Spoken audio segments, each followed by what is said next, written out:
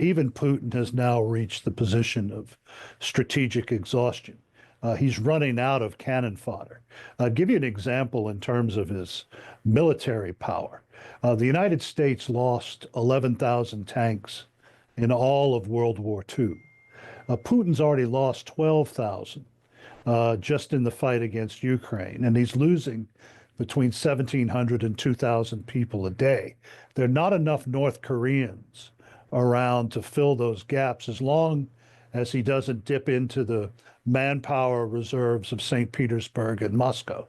So he has got to reach a point where he can't continue this with a straight face. First, let's talk about that plan for a ceasefire in Ukraine, which is beginning to take place in Riyadh, in Jeddah, I should say. President Zelensky's top aide has described talks in Saudi Arabia as very constructive. Nadia Bilbassi Charters is Washington bureau chief for the Saudi TV channel Al Arabiya. She was on the plane with Marco Rubio yesterday and is waiting outside the talks today. Good afternoon, Nadia. Good afternoon. Thank you for having me. What was Marco Rubio's mood going into these talks? Very positive. And in fact, just now, the talks broke after almost 3.5 hours of direct negotiation. And now we actually waiting for Marco Rubio and Mike Waltz, the National Security Advisor, to go back just behind me into the main hall so they can resume these talks. He thinks that actually he heard some good tone from the Ukrainians after this fiasco in the Oval Office. The president somehow accepted, inverted commas, an apology from Zelensky in a letter that he sent. It wasn't direct, but they think it's like water under the bridge now. And the Americans are really focusing on one thing, which is to get a ceasefire. The ceasefire is temporary. At least they can hold the fighting, and then they go to discuss all the major issues. And the Americans saying basically, look, I mean, the Ukrainians are the weaker part here. Trump says they have no cards to play. But as you know, the head of diplomacy here is Secretary of State Marco Rubio, and he has a different take on what's happening than the tough language and threatening language that we hear from the White House.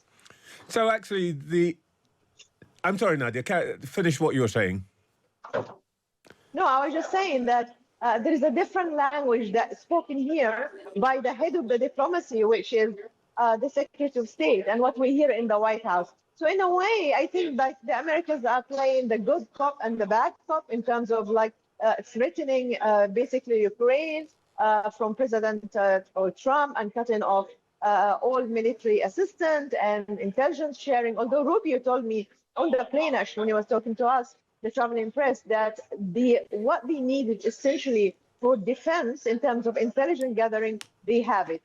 So they're not jeopardizing any kind of attack from the Russians that could be fatal for the Ukrainians, because the Americans are still giving them that intelligence. So briefly, because I know you've got to go. I have to go, yes. Everybody's cheerful, and it looks like there's going to be progress. I gather Marco Rubio gave you the thumbs up.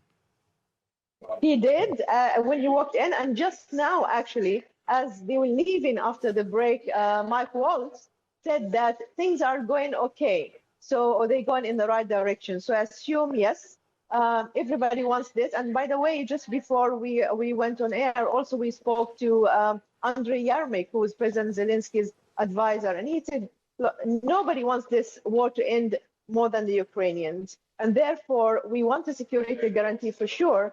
We know that we have to make compromises, but we are willing to listen to what the Americans also have to tell us, and we go from there. And what we know as well, that Steve Witkoff, who is the president envoy, who was playing a huge role, in fact, started with the Middle East, now with the Russia-Ukraine, will take whatever happens here in Jeddah to President Putin and move from there, of course, with the President Trump being in the bigger picture, hoping that this war will come to an end soon. Nadia, thank you so much. That's a very sunny picture from Jeddah on these talks. But let's get the American view on this. Robert Wilkie ran Donald Trump's military transition team this year, and he was the American Secretary for Veterans Affairs during the president's first term, and he joins us now. Good afternoon, Mr. Wilkie. Good to see you.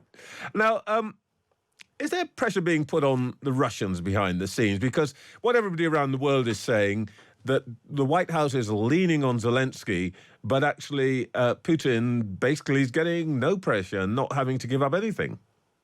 Well, it's interesting because I think many in the press and some in Europe have forgotten the effects of the first Trump administration, when sanctions on Russian banks, sanctions on the Russian sale of oil, and the fact that President Trump ordered the deaths of 300 Russian soldiers in the Syrian desert when they refused to remove themselves from the vicinity of American soldiers, that those levers of power are still with the president.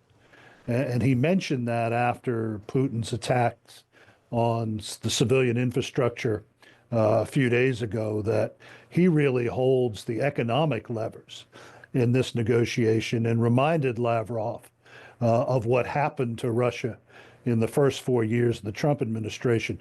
And I say that because being part of that administration in the cabinet, it was definitely not a pro-Russian position that the President of the United States took. Well, it's not so much whether he is pro-Russian or not. I know there are various views about what goes on in Mr. Trump's mind, and I wouldn't have the temerity to try to guess. But the question is one of capability. You can put sanctions on Russia as a state, but I don't think anybody has seen Mr. Putin having to give up his vast estate on the Black Sea. And it may be that it's the Russian people who are suffering rather than leaders, and that he will simply continue to put his young men into what they call the meat grinder. The meat grinder, certainly. Well, that's certainly nothing new if you look at Russian history. Throughout their history, both in the imperial times and the Soviet times, and then presently, the strategy has always been to give up 10 of theirs to get 1 of yours. But you have to look at what's happened on the battlefield. Even Putin has now reached the position of strategic exhaustion. He's running out of cannon fodder. I'll give you an example in terms of his military power. The United States lost 11,000 tanks in all of World War II. Putin's already lost 12,000 just in the fight against Ukraine, and he's losing between 1,700 and 2,000 people a day. There are not enough North Koreans around to fill those gaps as long as he doesn't dip into the manpower reserves of St. Petersburg and Moscow. So he has got to reach a point where he can't continue this with a straight face. Now, the question will come, and the Times has certainly covered this extensively in the last few months, is what are the parameters of a peace deal? Do you have the Ukrainians concede that they can't take back the Donbass? If you look quickly at American diplomatic history, these are positions in negotiations that Richard Nixon took with Vietnam and with Israel and Golda Meir. It's a position that Dwight Eisenhower took with Syngman Rhee and the South Koreans, that you're not going to get everything that you want in order to stop the fighting. But in those cases, South Vietnam, Israel, and South Korea had the guarantee of American power to protect them in the event that in the North Koreans or the Egyptians or the Syrians or the North Vietnamese broke the... Sorry if I may interrupt you.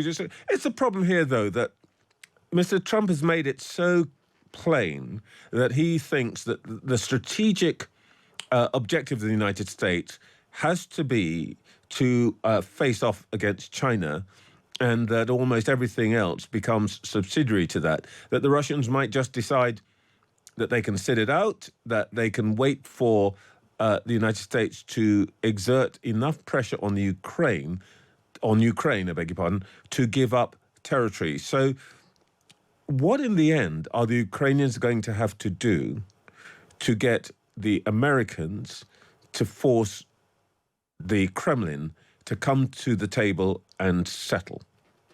Well, settled because, as I mentioned, the Russians will be exhausted. I have to say, in my own opinion, and I support the United States supplying Ukraine with everything that it needs to fight Russians. But the only way you're going to blast the Russians out of what they took under the Biden and Obama administrations is to take Moscow itself. And I don't think anyone, even the Prime Minister of the United Kingdom or the Prime Minister of Italy or even the President of Poland is ready to take that step. I do think that the most important part of this equation is the recognition on the part of the European nations that they have prospered for too long under the protection of the American eagle, and it is time that they provide for their own defense. Just give you a quick example. The combined armies of Germany, France, and the United Kingdom are smaller than the National Guard of the United States, which is the third tier of our defense. Britain has its smallest navy since Charles II, and to be honest, the Bundeswehr is an olive drab, Meals on Wheels program. Well, Those are the things that need to change in order to rebalance the state of play in Europe. And last quick thing, you're absolutely right about the focus on China. My argument to the administration has been that weakening Russia and weakening Iran weakens China, because that cuts off extra avenues that the Chinese may have to create mischief around the world. And that you have to have a multi-tiered approach to China and its appendages, in this case, Putin and the theocratic fanatics in Tehran. in a way, that's in a way what I was really getting at. Whether Yes. we've got to a situation where the focus on China has been so intense that the White House may have got the balance wrong, in addition to what you've just said, which is perhaps letting the Iranians and Russians do pretty much what they want, potentially alienating the Europeans. J.D. Vance's speech basically telling Europe that it may not be worth defending because, you know, we aren't sustaining the democratic values of NATO and so on and so forth.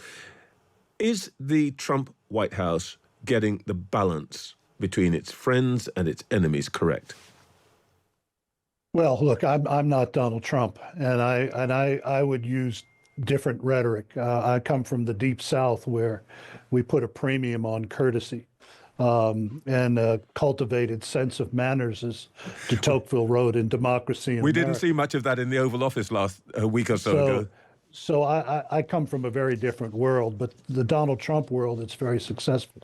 And I will say that if you divorce yourself from the rhetoric for a minute, go back to John Kennedy's inaugural address. He was focusing on Europe and chastising them by saying, ask not what America could do for you, but what you could do for yourselves and the peace of the world. And this has been a strain in American political thought, really, for the last 65 years, that Europe has gone off building its demi-socialist paradises and focusing on net zero. And 500,000 American troops have been in the middle of the continent, preventing Europeans from, forgive me for being blunt, from slaughtering each other the way they have for 1,000 years. And that has been something that I think the Europeans have taken for granted. And now we have an American administration that actually is putting teeth behind the rhetoric that really began with John Kennedy in January of 1961. Robert, we could talk about this all afternoon, and I think it would be absolutely fascinating. And unfortunately, we've got to move on. But thank you, Robert Wilkie, Distinguished Fellow at the America First Policy Institute and Donald Trump's former United States Secretary of Veterans Affairs.